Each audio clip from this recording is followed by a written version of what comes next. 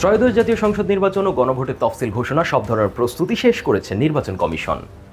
গণপ্রজাতন্ত্রী বাংলাদেশের সংবিধানের ১১৮ অনুচ্ছেদ অনুসারে নির্বাচন কমিশন গঠিত হয়।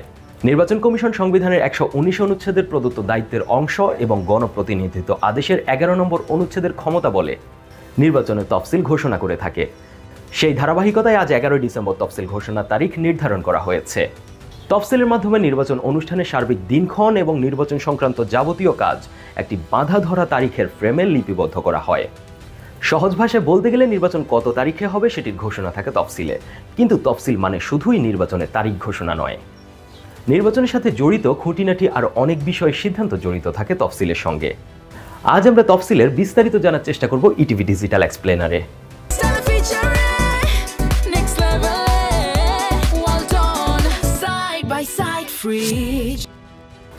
সহজভাবে বলতে গেলে তফসিল হলো নির্বাচন আয়োজনের জন্য প্রয়োজনীয় সব কাজের আইনি সময়সূচি, অর্থাৎ ভোটের তারিখ ঘোষণা ছাড়াও এটি পুরো নির্বাচনী প্রক্রিয়ার একটি বিস্তারিত কর্মপরিকল্পনা। গণপ্রতিনিধিত্ব আদেশের ১১ নম্বর অনুচ্ছেদে তফসিলের ব্যাপারে নির্দেশনা দেয়া আছে। তফসিলে কিছু জিনিস সন্নিবেশিত থাকে, যেমন প্রার্থীরা তাদের প্রার্থিতার মনোনয়নের কাগজ কত তারিখে জমা দেওয়া শুরু করতে পারবে সেটি তফসিলে নির্ধারণ করা থাকে। এছাড়া মনোনয়নের কাগজ নির্বাচন কমিশন কতদিনের মধ্যে বাছাই করবে, বাছাই প্রক্রিয়ায় সেটি যদি বাতিল হয়ে যায় তাহলে প্রার্থিতা প্রত্যাশী ব্যক্তি কতদিন পর্যন্ত নির্বাচন কমিশনে আপিল করতে পারবে তার সময়সীমাও তফসিলে বেঁধে দেওয়া হয়। এছাড়া নির্বাচনী প্রচার কবে শুরু করা হবে এবং কতদিন পর্যন্ত তা চালানো যাবে তার স্পষ্ট নির্দেশনা থাকে তফসিলে। তফসিল ঘোষণার ফলে রাজনৈতিক দলগুলো যেমন জানতে পারে তাদের আনুষ্ঠানিক নির্বাচন সংক্রান্ত কার্যক্রম কবে শুরু হবে, তেমনি নির্বাচন পরিচালনা সংক্রান্ত নির্বাহী বিভাগের সকল অঙ্গ নিজেদের কর্মপরিকল্পনা সাজানো শুরু করে। তফসিল ঘোষণার পর রিটার্নিং কর্মকর্তা থেকে ভোট কেন্দ্র নিয়ন্ত্রণকারী প্রিজাইডিং কর্মকর্তা নিয়োগের কাজ শুরু হয়।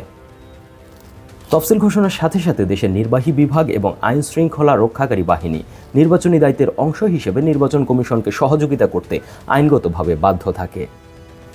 অতীতে তফসিলগুলো বিশ্লেষণ করে দেখা যায়, যদি পরিস্থিতির আলোকে প্রয়োজন মনে হয় তাহলে নির্বাচন কমিশন নির্বাচনের তফসিল সংশোধনের এখতিয়ার রাখে।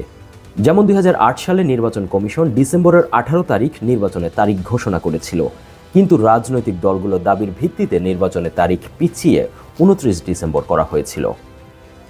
২০০৬ সালে একবার নির্বাচনের তফসিল ঘোষণার পর রাজনৈতিক সংকটের মুখে নির্বাচন কমিশন পদত্যাগ করেছিল। বাংলাদেশের সংবিধানের ১২৬ অনুচ্ছেদে বলা আছে নির্বাচন কমিশনের দায়িত্ব পালনে সহায়তা করা সকল নির্বাহী কর্তৃপক্ষের কর্তব্য। তফসিল ঘোষণার পর আইন অনুযায়ী নির্বাচন কমিশন চাইলে দেশের সচিবালয় থেকে মাঠ প্রশাসন সব জায়গায় রদবদল আনতে পারে। গণপ্রতিনিধিত্ব আদেশে বলা হয়েছে নির্বাচনের তফসিল ঘোষণার পর থেকে বিভাগীয় কমিশনার, মেট্রোপলিটন পুলিশ কমিশনার, জেলা প্রশাসক, জেলা পুলিশ সুপার এবং তাদের অধস্তন কর্মকর্তাদের নির্বাচন কমিশনের সাথে আলোচনা ছাড়া বদলি করা যাবে না। এছাড়া যদি কোনো প্রার্থী নির্বাচনী আইন ও আচরণ বিধির গুরুতর লঙ্ঘন করেন সেক্ষেত্রে প্রার্থিতা বাতিল করতে পারে নির্বাচন কমিশন। এছাড়া তফসিল ঘোষণার পর রিটার্নিং অফিসাররা নির্বাচন কমিশনের অধীনে চলে যায়। সাধারণত জেলা প্রশাসকরা রিটার্নিং অফিসার হিসেবে দায়িত্ব পালন করেন। গণপ্রতিনিধিত্ব আদেশ সংশোধন অধ্যাদেশ ২০২৫-এর মাধ্যমে নির্বাচন কমিশন এবার পুরো নির্বাচনী এলাকার ফলাফল বাতিল করার ক্ষমতা লাভ করেছে। আগে সর্বোচ্চ কোনো কেন্দ্রের নির্বাচনের ফলাফল বাতিল করতে পারত নির্বাচন কমিশন। সার্বিকভাবে বলা যায় ভোট গ্রহণ কত তারিখে কোন সময়ে শুরু হবে এবং কতটা পর্যন্ত চলবে এসব তথ্য বিস্তারিতভাবে তফসিলে থাকে। একই সঙ্গে ভোট গ্রহণ শেষে কোথায় এবং কিভাবে গণনা করা হবে তাও স্পষ্টভাবে উল্লেখ থাকে তফসিলে।